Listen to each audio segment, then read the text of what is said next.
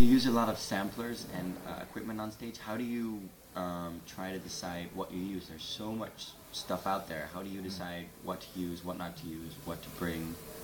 I try to keep it pretty simple. I mean, I was very fortunate with a lead crew of people in the beginning around 7 years ago to use a company and a product called Final Scratch, which allowed DJs to be able to manipulate their digital files to their computer through vinyl, which people now also use today with programs like Serato or Torque or Tractor Scratch. For me, I haven't gone that route anymore in six years. I've been solely buying vinyl still and putting it to CD and playing CDs when I perform. So I like that aspect. I don't like getting lost in a computer and looking at a computer instead of looking at the crowd.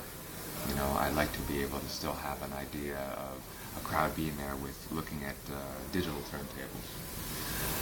So in terms of keeping up with technology and DJing and my tools, there's so much stuff coming out there, you're right.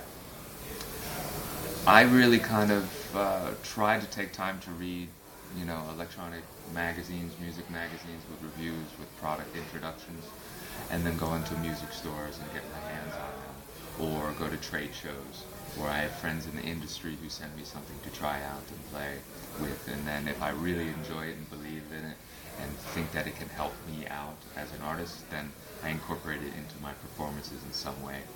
But for me, it's pretty simple. I have a certain kind of mixer I like, a certain effects unit that I enjoy, and then I have a certain little sampler that I like.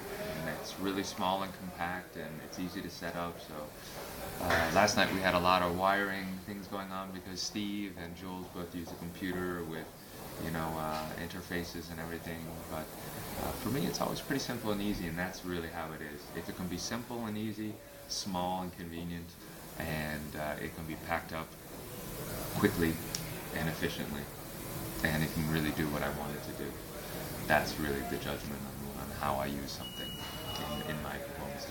Do you think the expectations for DJs has gone up since, you know, with a computer you can actually, you know, the transitions can be really smooth. You can really pinpoint it to, like, you know, the millisecond. Do you think the expectation of the crowds become more when they see a DJ with, you know, with a computer, when something doesn't go 100%, you know, right, a transition? Do you think the crowd's more like, hey, you know, you're using a computer? Are they getting higher expectations from that? Do they still do they have still more appreciation for DJs that use vinyl and use that old stuff? In the beginning, in the transition, there was a lot of controversy on people using digital formats, using a computer.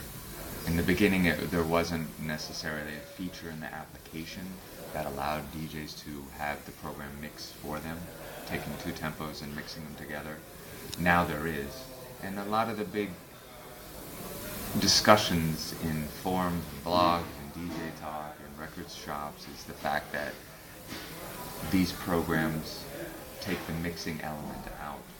And there's always fights, there's lots of hate going on, hating with people saying, oh, well, you know, anybody can do it now, and, you know, you have the computer and it does everything for you, and I don't get bothered with that. Let them fight over that. I do my thing, and that's that.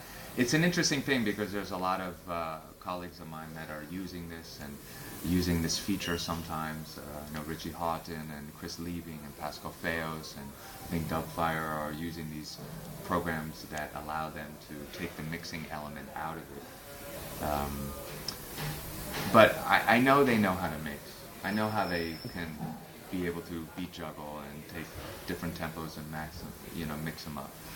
So if you take that out of the equation and let them just solely be an artist which is helping create a musical atmosphere with the music that they select. So you take the mixing aspect out of it and you look at it as in, oh, they're helping create an atmosphere with the music, and maybe they're getting a little bit more intricate and looping things and piecing bits together rather than thinking about long mixes and transitions.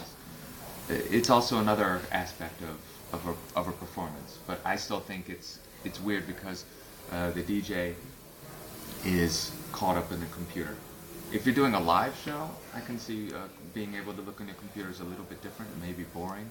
But for a DJ, I think the interaction with the crowd is a little bit more important, I think. So you lose a little bit of that for me when you're with the computer. But I don't really have the time about, whether or not it's necessarily a good or bad thing that anybody can do it.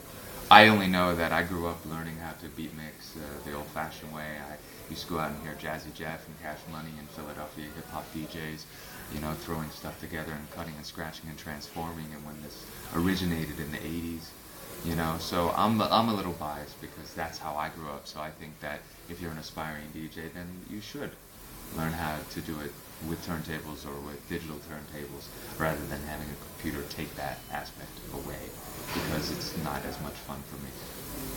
So it's the Amsterdam Dance Event. Is this your first time here? Have you been here before? What's it like for you? Do you get to see a lot of friends? Are you going to go see some parties this weekend? Unfortunately for me, this is an in and out trip.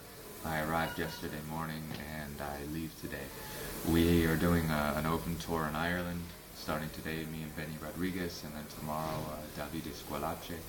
So I can't stay and collect more wristbands like you. I just kind of came in for this open event. 2 years ago I was here and I hosted a panel about positivity in music and its advancement, because there's so many people going around talking about how the industry is dying and copyright infringements and piracy. And I had a really cool positive seminar a couple years ago with the organization, with the ADE. I think it's a great conference, a great seminar, and it's growing every year. And I think it's a really cool thing that it's going to continue to grow and do a lot more cool things. So unfortunately, this year I can't.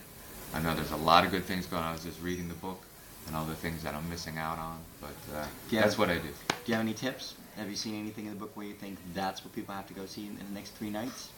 I actually am worried about if I had the possibilities of choosing, because there's so many things to do. And as you showed me earlier, the amount of wristbands that you have, you're not going to be able to see any of your skin within a couple of days. So I don't know, there's a lot of great things. And it's cool because really commercial things and really obscure underground things. And this is a great city and lots of things to do. So I think you guys got a lot more fun things ahead of you. Well, thank you very much. Have a good Thanks. trip back, and we'll see you soon. Sounds good.